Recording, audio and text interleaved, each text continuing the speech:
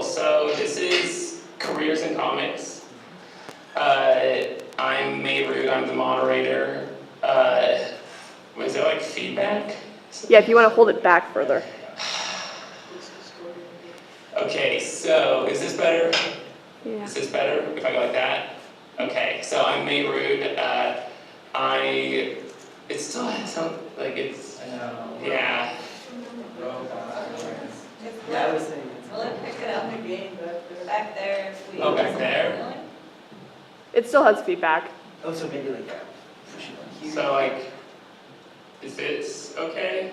If they It turn it still off, will sounds- y'all be able to still hear? Yeah, can you hear if I just talk like this? Okay, cool. Okay, then yeah, let's just turn it on. Yeah. So I guess my career in comics is I'm a comics journalist and critic, and then also, like I write a weekly article for autostraddle.com called Drawn to Comics, where I write about comics, like by and about and for queer women and non-binary folks. And then also I consult on comics when they have transgender characters in them. So I've consulted on Lumberjanes and Bitch Planet and some web comics like Agents of the Realm, and a comic for Oni Press that my name wasn't put on because I wasn't really a fan of the final product. But just some other things. So yeah, that's me. You can start over here. Oh, sure. My name is Josh Trujillo. I'm a writer and editor. I'm doing the Adventure Time graphic novel series, and I do a historical romance series called Love Machines, and I do a gaming anthology called Death Saves, and I write video games for my day job. I'm Ari Yarwood. I'm the managing editor of Oni Press and Limericks Press, which is our sex ed and erotica imprint.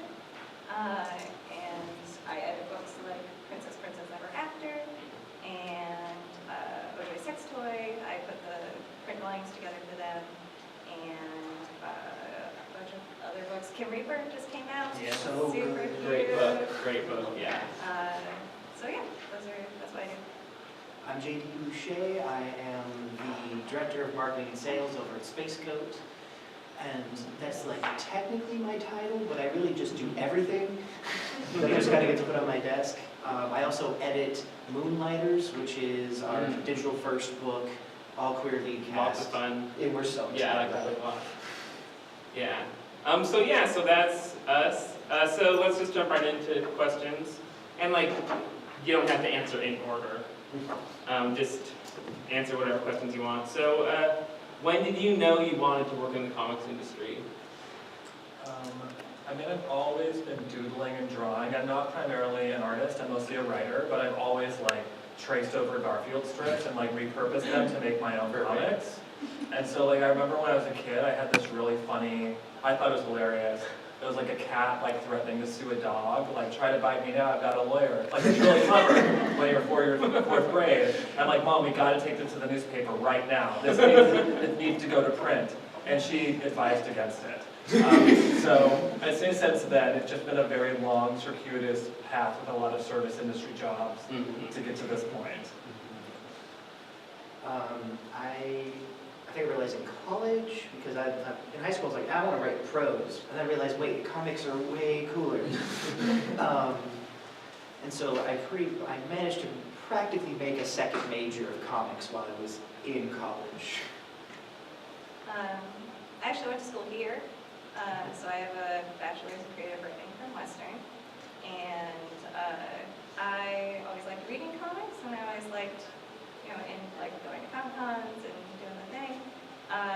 And when I graduated college and started working at JJ's, which Oh, yeah. was a little rough, I was like, where am I going to go? What am I going to do?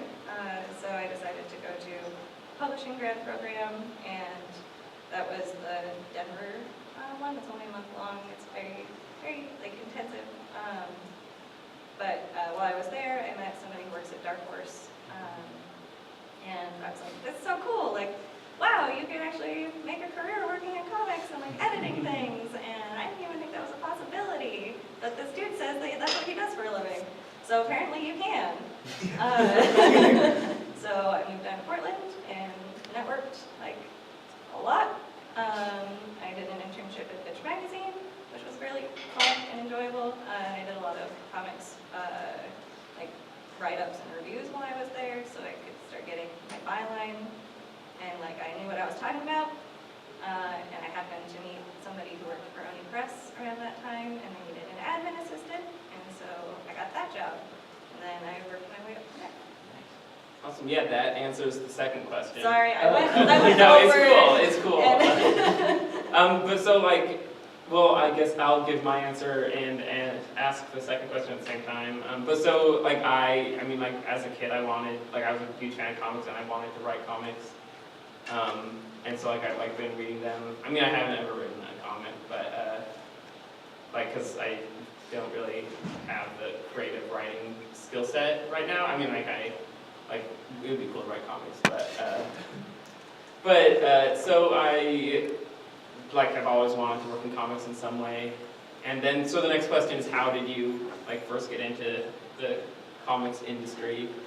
So like what I did when I applied to work at Autostraddle, you have to pitch a column, and so the column I pitched was Drawn to Comics because I like comics, and also I like just like telling people to support my friends. So I like having this column where I can be like, oh yeah, my friend has this Patreon and she makes these cool comics, you should all give her money. Or my friend just wrote this comic, it's really cool, good for money. But so I've been doing that for a while, and then through Autostraddle I met Grace Ellis and Shannon Waters, two of the creators on Lumberjanes. And so when they decided to have like their trans character like talk about being trans, since none of the people on the team were trans, they talked to me, and so that was my first like trans consulting gig. And then I guess like word of mouth spread, and I got other jobs. So I used to work at Disneyland after high school, and I quit that job because I got an unpaid internship at Dark Horse in LA, and it's not their like comic office, it's like their TV and film production office, so I didn't really learn a lot about comics, and I kind of got disheartened by that fact. I just learned that like Hollywood's awful. And so from there I had to work, like I had to like make money after that, so I like waited tables, I bartended, I bar managed, and I was like getting kind of depressed in like my mid to late 20s because I felt like I didn't have any creative expression. And like I knew I wanted to do comics, but I still didn't understand how to do that. And so I got another internship at Archaea, and that was a small enough company at the time that there were 4 people in the office and they had to do every aspect of making a comic from beginning to end in that room. So that's when you really learn how to make comics, is by making comics. And so from there I realized that, oh, I need to pay artists, and I need to do this, I need to do that. And so I started self-publishing these little black and white floppy issues of Love Machines. And I've been doing that for about 3 years, but I did a Kickstarter for Death Saves. It's a gaming anthology about favorite Dungeons & Dragons characters and how they get killed off during play. And that was like, kind of blew up on Kickstarter, and from that I got the opportunity to pitch for the Adventure Time books, and so then I got that, and then I've just been doing Love Machines along the way, and some minis, and now I have a pretty hardcover color collection of Love Machines, but that took about 3 years to get to that point. Yeah. I got my job at Space Goat through a combination of hard work and just dumb luck. Mostly dumb luck. I had just recently graduated, this was like a year ago, or I graduated 2 years ago from college, lost my first job. It was a non-profit and actually got shut down due to corruption, so it's like, at the top, it's like, oh wow, okay, and that was my first job out of college, and I'm like, oh, I'm unemployed now, yay. I was working at Value Village, and while I was doing my job search, I just sent in an email to a whim on Space Goat, who's here in Bellingham. While I was now working at Value Village, I got an email from my boss, Sean, or my now boss, saying, oh yeah, we're taking interns, you want to do it? I'm like, yes, yes, yes, yes. I interned there for like 6 months. very small crew. We kind of hit it big with the Evil Dead Kickstarter, because we did a Kickstarter for Evil Dead 2, the official board game. Super fun, by the way. Like, our game designer's here, he's the one who's doing portfolio reviews on the second floor. But yeah, so I sort of lucked into Space Goat. And it wasn't actually any of my comic knowledge that got me the job. It was the fact that I could do web design. So I got in an internship. Like throughout college, I studied comics a ton, and that's how come I got hired as well, but it was really the web design. I presented on feminism and Captain Marvel at San Diego Comic-Con at the Comics Arts Festival, and I mostly talked about how Diamond as a structure is awful, and it makes it so it's exclusionary to new audiences. Diamond's the big comic distributor, so if you want your comics in comic book shops, you have to go through Diamond, and there's no other way around it. Yeah, that's a whole nother conversation. And then I wrote an 80-page senior thesis on racial discourses in Miles Morales. Oh. And if any of you want to read that, I will give you a candy bar if you finish it. Because I gave it to all my friends, hey, I'll give you a candy bar if you finish it. And everybody's like, yeah, nobody's finished it. That's my path. Nice. So what's your favorite and least favorite thing about working in comics? I mean, I like the immediacy of it, or at least the idea that, like, my idea is pretty much going to end up on the page. There isn't a lot of ways to change that or kind of ameliorate it. It's like, in film and TV, it really is like a big collaborative process, and there's so many people that have feedback and notes and this and that. And like in comics, especially for the self-published work I do, it's like me and the artist and maybe the letterer. And like, that's it. Like, there's like, what I want is what ends up going through, and like, that's like really creatively like satisfying. Because the day job I do in video games is like death by committee, but like, you know, that's how the sausage gets made. It's a beautiful sausage, by the way. I don't know, my favorite part about working in comics is getting to work with the creators that I work with. Now that I've been working at Oni long enough, most of the people I work with are on books that I personally acquired. So they're people that I actively chose to work with. And they're all rad, like they're so cool. And I'm like, wow, I get to work with such neat people. And y'all are so nice, and you make such cool stuff. I can't draw, this is so neat. And, you know, like I can help make it, you know, a little better, a little more like smooth. I can help make whatever they're trying to get out onto the page a little more like what they're thinking of in their head. And make sure that what they're thinking of in their head is getting conveyed to whoever's reading it. And it's just nice, like I like getting to help people make what they want to make. And have it be awesome. My least favorite part is marketing, but that's fine because I'm an editor, so I don't have to. But marketing comics is really, really hard. So it's hard to find get the audience that you want to read the books, know that it exists and that they can buy it. Because it's hard, and the industry is a lot smaller than book publishing, like prose publishing. Comics is a small industry. Like it is not big. Everybody kind of knows each other, even if you don't know each other personally, which is a plus and a minus. And so, yeah, marketing's not my favorite.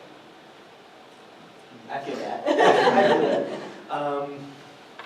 I would say the people you meet is my favorite part of the comic book industry. The community.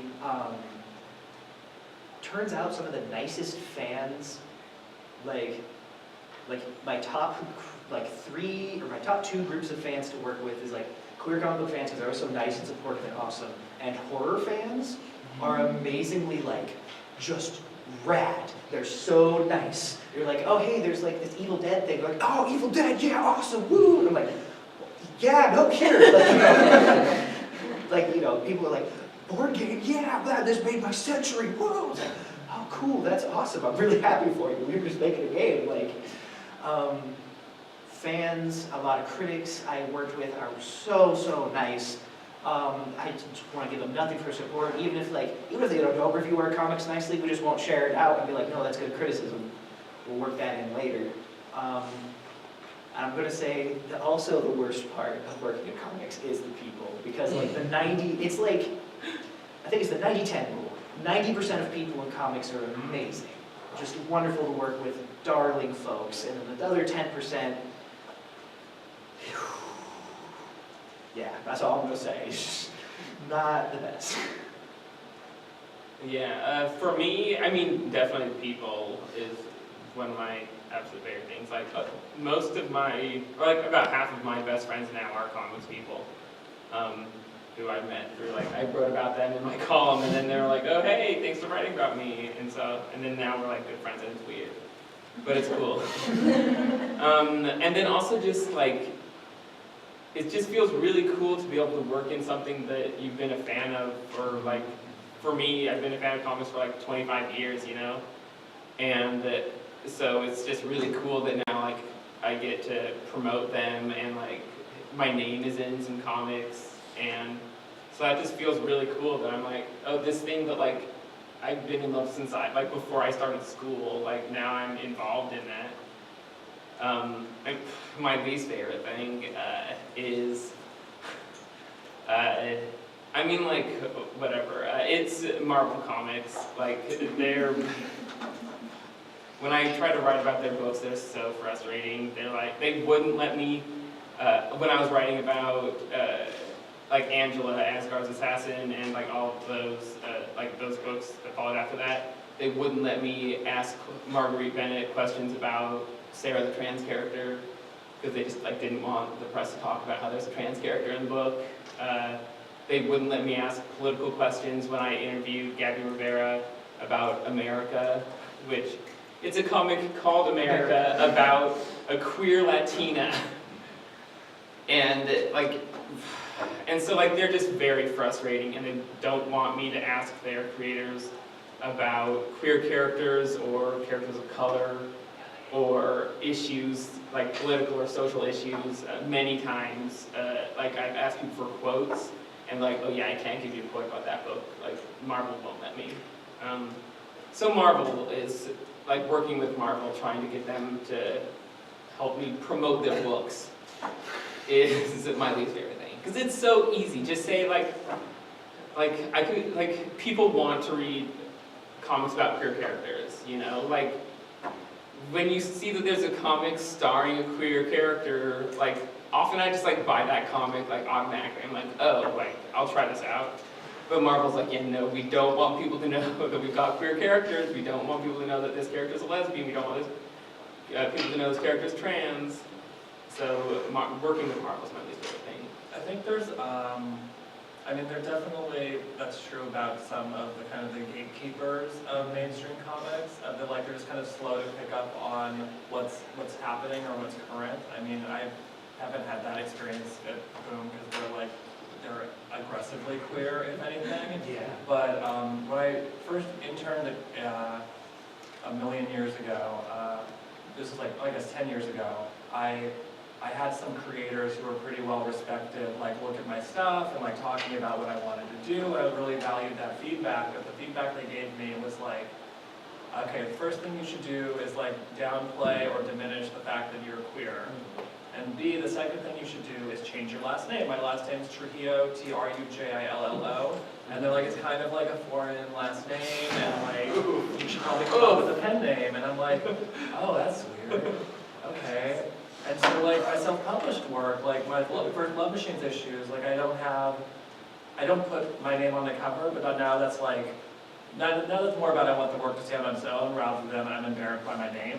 But at one point it was a little bit, I was embarrassed by my name. And I will say the being queer thing and being different, I mean, I'm not that different obviously, but like, you know, that's turned into a positive versus negative. I mean, we're here on the stage to talk about what makes us different and how we got here. And it's a different path for maybe straight heterosexual creators than just for others. Yeah, oh, so, wait, were you about to say something? I think I had some left. The train is gone. It's left the station. Yeah, well, and like, I mean, there are lots of great people who work at Marvel. I don't want like, there's a whole company I really love. Oh, yeah, definitely. But just like, there are also some people I don't like. But so, speaking of what you're talking about, like being queer in comics, how like has that like impacted the way you work in comics, and how has it changed since you started until now? Like being queer and like helping to make queer comics. I would say my kind of queerness is pretty much directly tied into comics. I remember reading the last issue of Young Avengers and just having my mind blown and be like, wait, everyone's gay?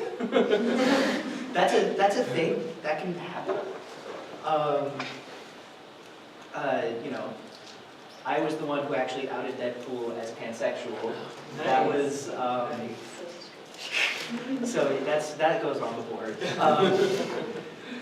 And I didn't know I cared. Like, you know, I was like, no, I'm doing this for other people. You know, it's like that representation is important for other people. No, it was important for me. I was just not. And you know, Jughead being Ace was like, what? That's a thing? People are Ace?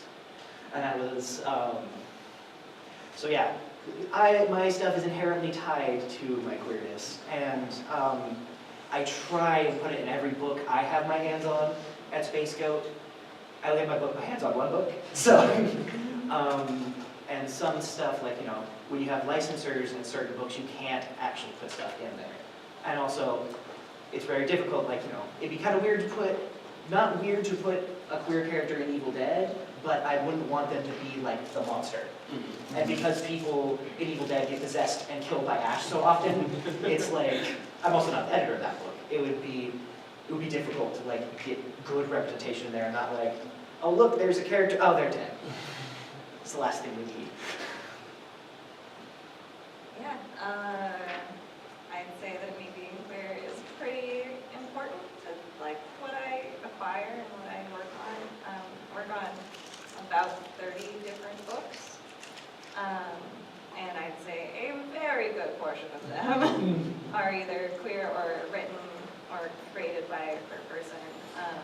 And I didn't, like, occasionally I'm just like, oh, that just so happened to have happened like that. That's so strange how that, what? No.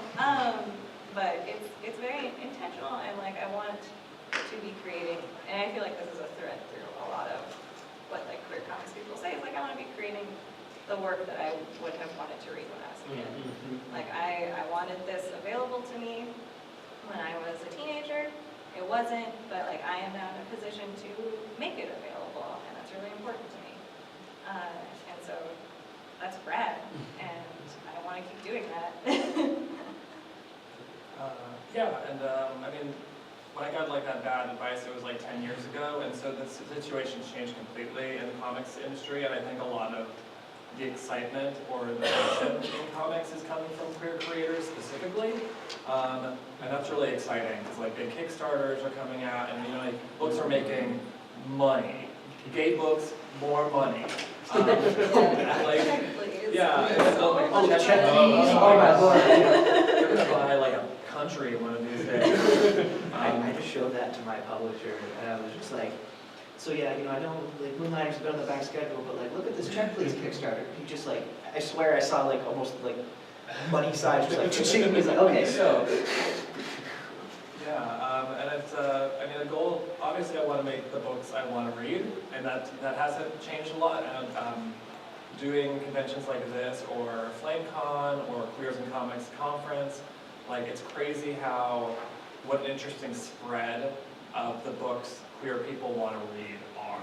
You know, you have stuff like this kind of like heavy metal trans, and then you have stuff that's kind of like soft effeminate boys playing hockey. You know what I mean? Like, it all exists on in the same wavelength. Like I'm doing like a queer Revolutionary War book with my friend Levi, and like, who's gonna? When we were talking about like, who's gonna want this book? And it's like, that's the book people want the most.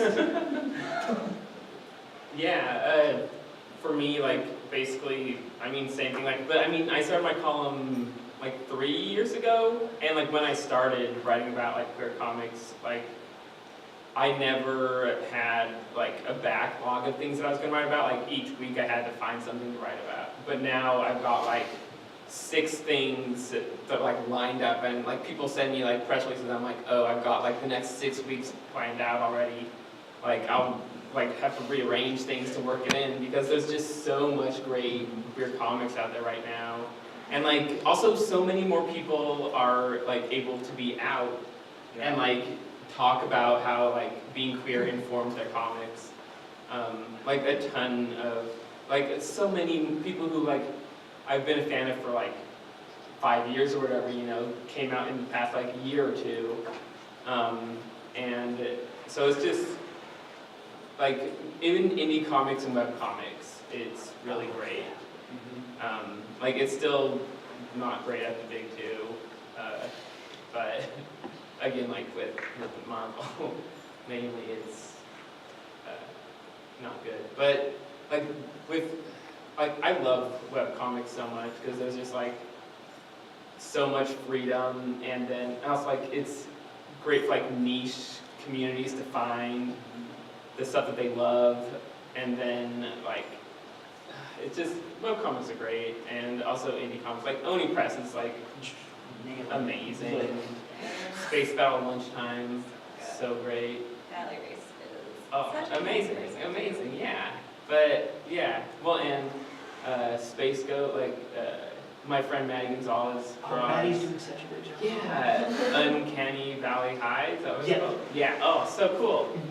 And yeah, Boom has a ton of great books too. Oh, Like, my lord. so many great queer books. Lumberdanes and Melanie Gilman's Steven Universe right now is so good. And Katie Freeman. Katie Freeman, yeah. Oh man, it's amazing.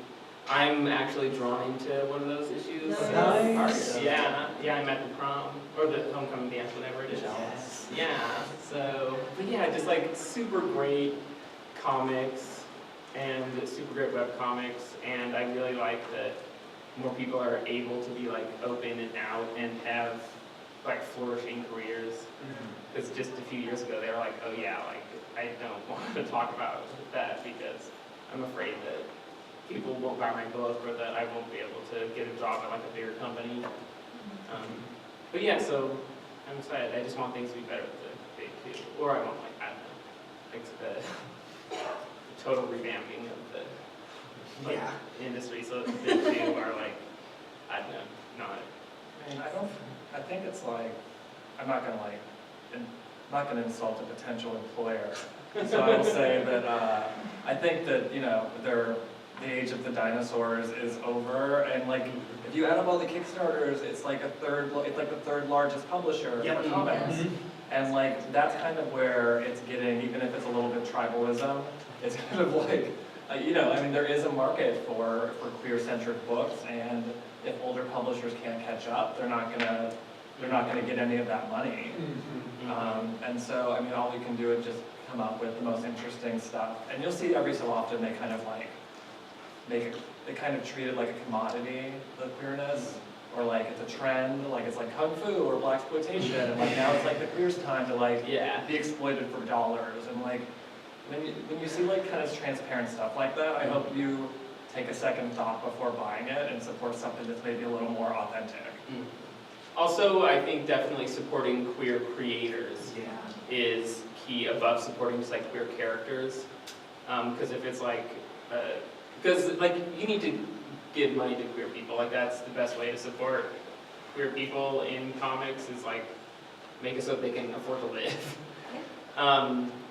Also I want to add another like problem with Marvel. Like, I mean, sorry, like I have a lot of issues with them as a company. I mean, I love a lot of Marvel comics. Like Marvel superheroes are my favorite of DC and Marvel. But the industry makes me mad.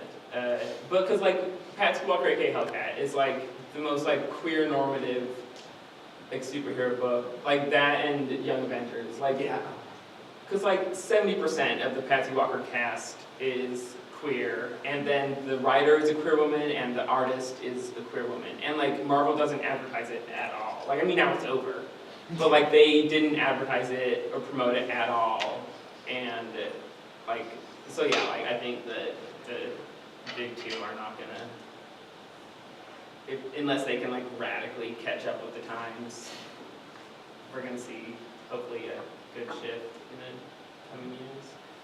Like, I don't know, there's proving to a publisher that the market is there is part of like the part and parcel of the issue, and so having queer people at all levels of comics, including editors and marketing and higher than that, is really important. And so like the longer we go on, the farther up we will go. And it's a slow process. I know there's a lot of like really great editors and assistant editors who are queer or allies in Marvel and DC. It is about it. I mean, just the gateholders really sometimes about that. Last year, Princess, A Rapture came out from Oni Press. I read that book. Katie O'Neill is awesome and so sweet and wonderful to work with. Princess was originally a webcomic. It was on the internet. I read it. Actually, I think I wrote it because of you. Thank you. And I was like, this is amazing. And this is a kid's comic. And it's on the internet, which is awesome, but a lot of kids are not, scrolling through the interweb, typing in like gay princesses in comics. So it would be great if it was available in book form that they could get from the library, that they could get from a bookstore, that their parent could give them for Christmas. And so that was one of the first books that I acquired that actually came out, and it did super well. It also got picked up by Scholastic, and Scholastic can't pick up books off the internet. They have to pick up books that are, Books. like published physical books. And so, like, Katie O'Neill's Reach is now, like, that book's going to be in Scholastic book fairs, and kids are going to be able to buy that for $4 across the nation. That's Yeah. so awesome. And that book has two princesses who like go on a cute little adventure. It's like 40 pages long, and then they end up like, in love at the end, and it's just sweet and nice. And now like kids are gonna And like the see drawings are so themselves. cute. Oh, it's great. It's a great book. But it was like one of our most successful books last year, and like the market is there. People want it. It's just you have to provide it and let them know it's available. And there are way more libraries in this country than there are bookstores. And so I definitely go to your libraries and request queer comics. Yeah, because that's a big part of it too, is like librarians don't know what to order. And so they'll just look at what Marvel and DC are publishing and order from there. If you're in Bellingham, the Bellingham Public Library has an amazing graphic novel section. It leans a little heavy on like old Vertigo, which isn't bad, but like, you should probably go request Princess, go request like all those, and then they'll stock up. Yeah. And so last question, then we'll get into like Q&A. What's just some advice you would give to people who want to get into comics?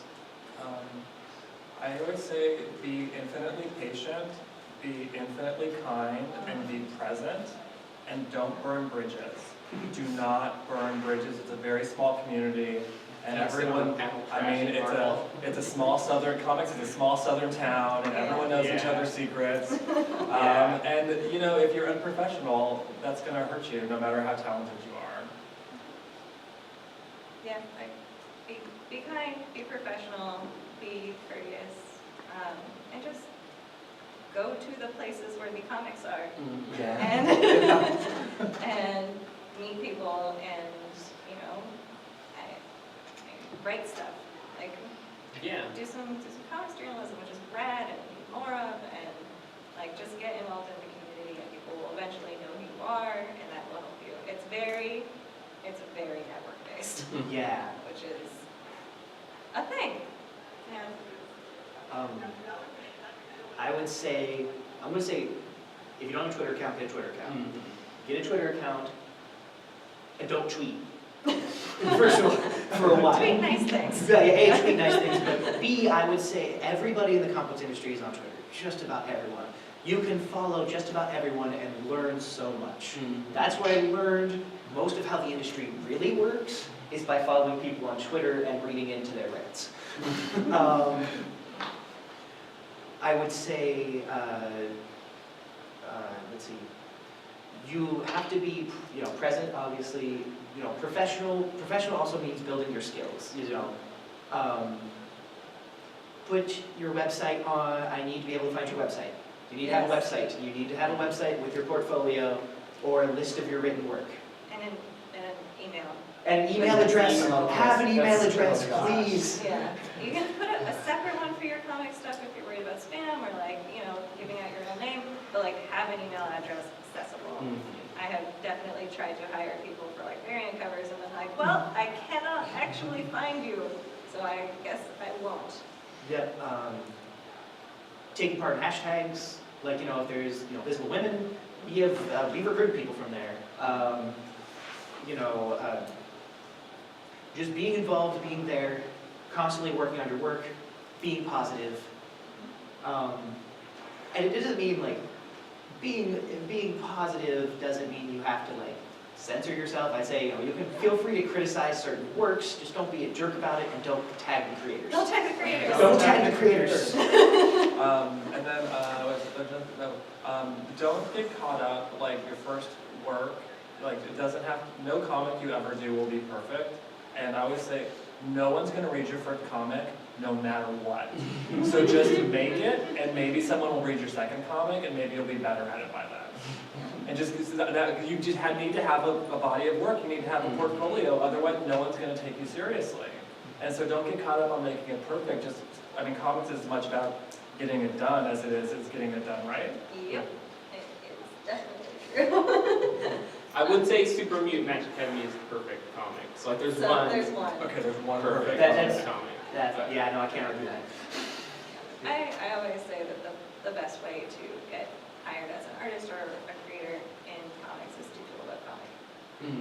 It shows me that you are consistent. If you have a consistent posting schedule and you stick to it, it shows me that you can deliver. It shows me that you can progress. It shows me your storytelling ability in narrative form. It's not just illustrations or pinups. It shows me that you can actually do comics. And it also is essentially if I like it, I'm okay. Yeah. Maybe I'll hire this person to write a backup in something, or it's a portfolio that is you don't have to hand someone in person, which is great. Feel free, please draw fan art. Draw fan art. Draw a lot of fan art. Fan comics. Don't sell them, but put them in your portfolio. The thing is, as we do licensed books, so we do Evil Dead, we do Howling, which is mostly horror one. We're trying to branch out. The thing is, we look at people's portfolios, because we used to be a talent agency, we used to do work for Marvel and DC, and looking at your portfolio, we want to see you drawing Marvel and DC characters. You can find sample scripts online of those books, and you can draw those scripts and be like, hey, look, I can draw in a superhero style. Or, if that's not the book you want to draw, if you want to draw a horror book, try and find a horror script and say, look, I can draw in a horror style. Always sequentials. We need to see actual storytelling pages. If you want to be a cover artist, that's awesome, but you're going to have to be really good. There's some tough competition, I will tell you that. And speaking of portfolios, if you're tailor your portfolio to whoever you're presenting it to. So if you're showing me a portfolio, I don't want to see Marvel and DC characters. I'm not going to be able to let you draw Marvel and DC characters. Yeah. I want to know that you're interested in things other than superhero books, because we don't publish superhero books. And this goes double, I think, for if you're in a position where you are at a convention and you have your own table. There are the fan art print sellers, and those are cool. But the artists that I'm looking for when I hire an artist for a project are the ones who have a print of corgis or whales or army soldiers, something else. Something that shows me that they have an editorial thought behind what they're doing and they're not just copying Stranger Things. Yeah. Yeah, that's the thing. Don't sell fan anything. Post it on your social media, but don't sell it, because that can get you in some deep legal stuff. Luckily, people haven't cracked down too much on it, But there is, at any point, if you're selling prints of Marvel or DC, they could just come in and be like, nope, you can't sell those anymore, destroy them. Because it is their copyrighted stuff. Yeah. Well, and I mean, like, basically it's like tying the stuff you guys said together, especially like if you want to get your comics journalism, like having a Twitter is very important. And then like getting, just like getting your opinions out there, but mostly I think it's better to get positive opinions out there than negative ones.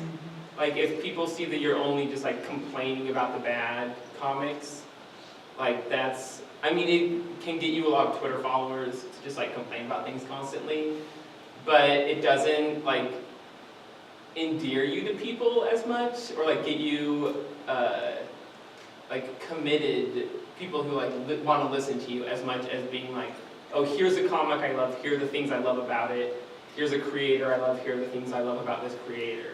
I think that like if you want to get into comics journalism, talking about the stuff you love is a lot more important than just like criticizing stuff, because it's just like, it also builds your voice better.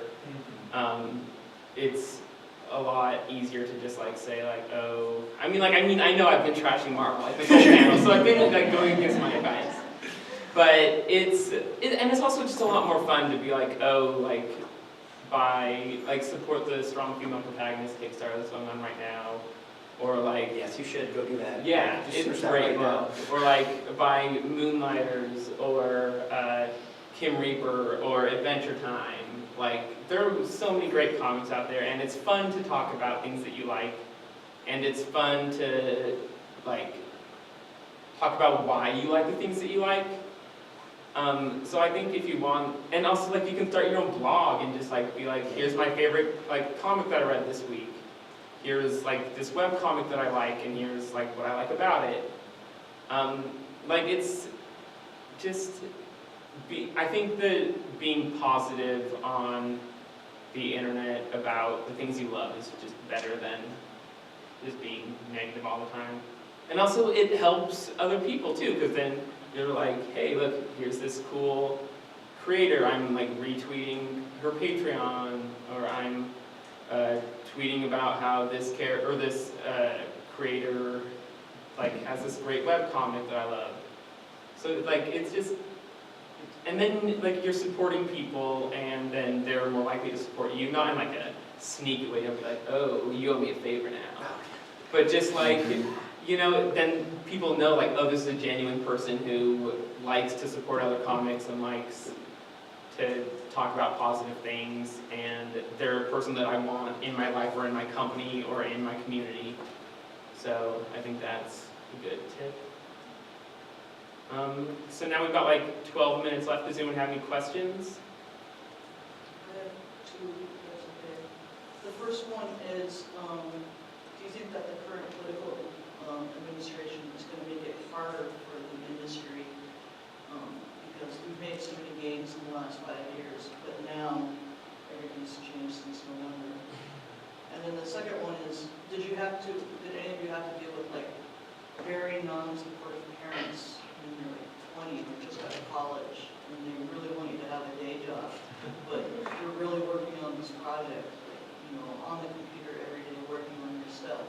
So, and if so, what did you guys do? I can answer your first question, which is almost all comics creators are freelancers. So having healthcare is very important. And so freelancers are not able to access healthcare. It will drastically affect the comics output. Like, so that is part of that. Yeah.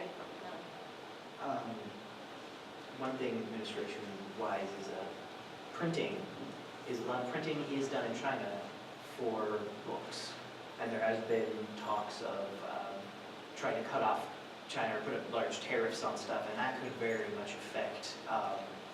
Not every book is printed in China. There's a lot that use domestic, but some Kickstarters can't afford to print books unless they do it in China.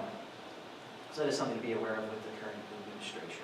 I've definitely been worried about, I print my hardcovers in Canada, And that's something that like, just that lumber scare that they were gonna raise the lumber tariffs 20%, doesn't affect me directly yet, but that could be the start of a series of steps towards hurting. And the healthcare thing, for sure. I would say that I think being comics has kind of always had like an underground rebel streak to it, so I think it does give the work that we are able to produce more agency and more import.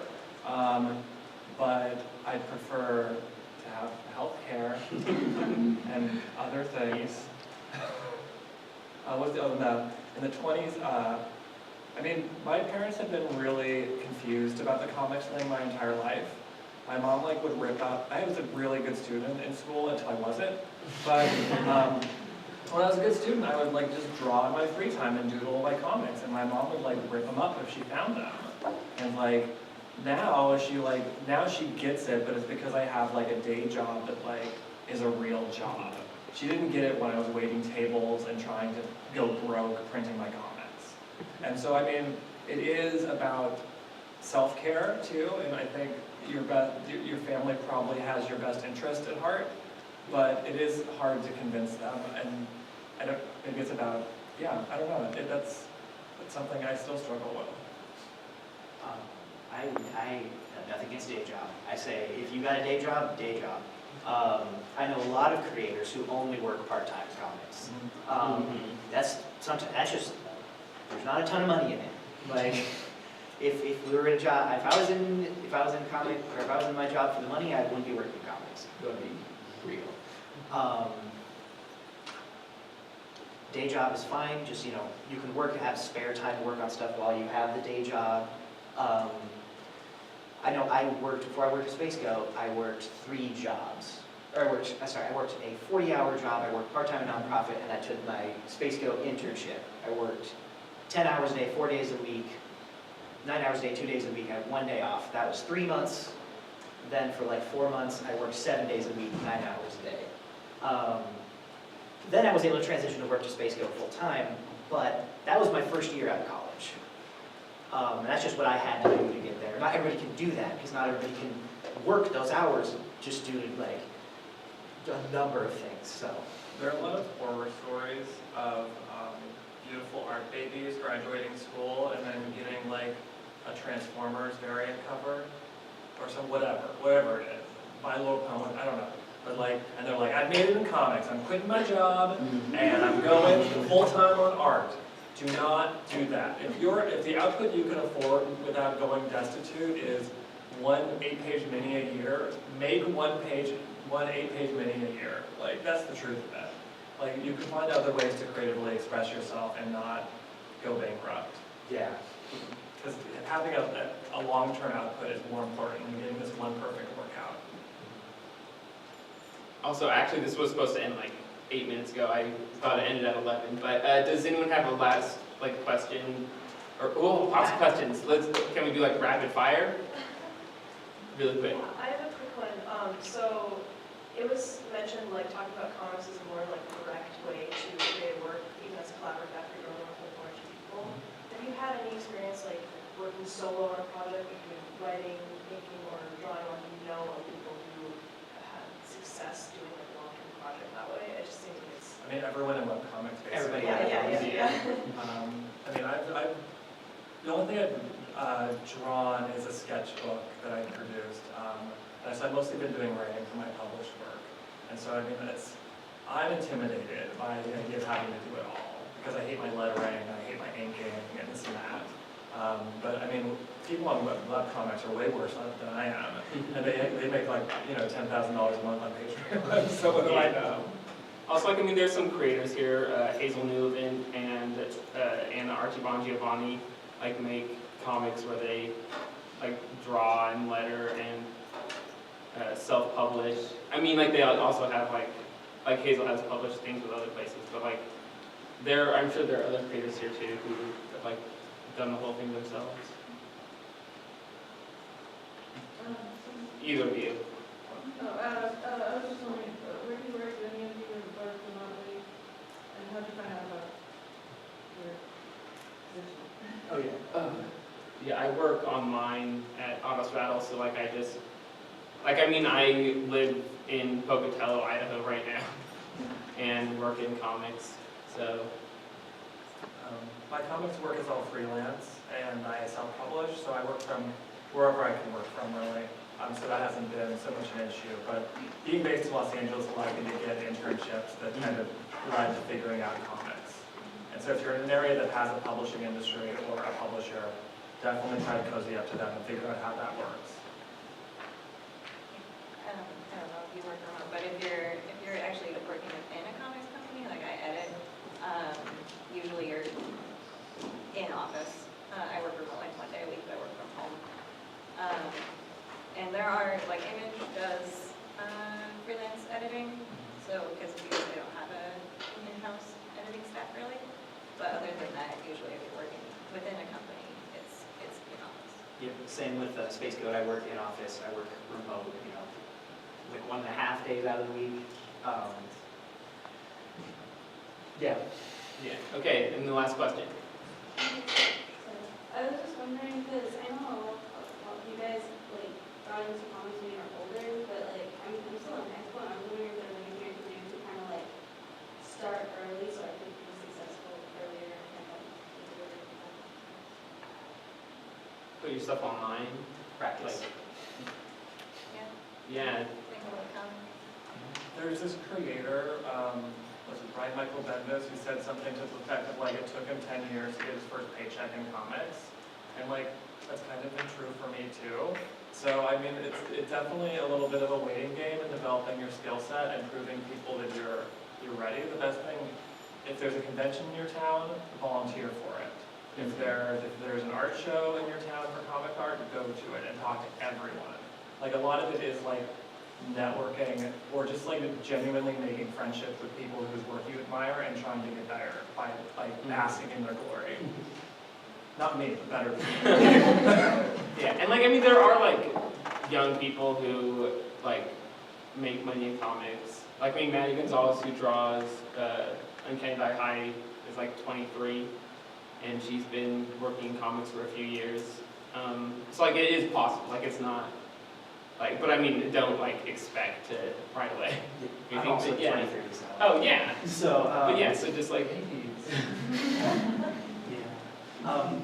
Study, when you take classes, find classes that will help you towards comics. If you go to Western, I minored in creative writing, took communication studies, and I did my senior thesis on comics and how the comic industry worked. And so you can build the high school stuff you have around comics and use it to build your I don't want to say your influence, but sort of your knowledge base. Oh, and learn how to run a small business, because when you're a creator, you are a small business. And I don't know how to do any of that stuff, and it's been a learning experience, whether it be taxes, or how to schedule a show. make sure you save sending money because you're going to pay invoices. taxes Yeah. at the end of the year. So there's You're all that freelancer. sort of stuff. Yeah. Okay, so yeah, we were like way over now. Sorry about that. But yeah, so thank you to all the panelists.